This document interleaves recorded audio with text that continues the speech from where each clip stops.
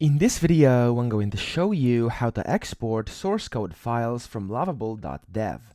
Now, the first thing you want to do once you're inside your project, there's actually two ways of doing this. So you want to either click on this code viewer up here, and then you can go through every single one of these, and you can just essentially copy them. So you can just copy it and then paste it inside one of your programs, one of your editors on your computer, and that will work. However, if you want a bit more convenient way of actually exporting, what you can do is I would recommend you go up here where you can see it says sync your project to GitHub.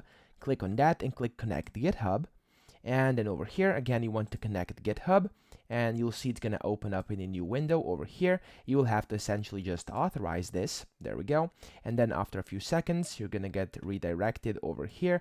And yet again, you're going to just have to wait a bit for, there we go. It's just basically done itself. So here, as you can see, it's going to say you have to link your workspace.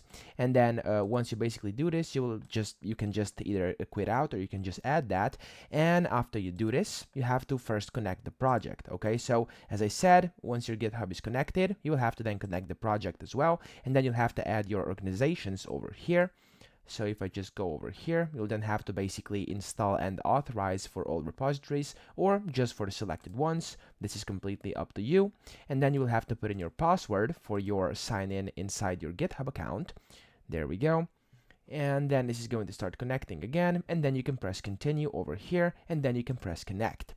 So once you actually do this, once you press connect, there we go. Here you'll see the view button. You should click on this view button over here, and it's going to open up your GitHub.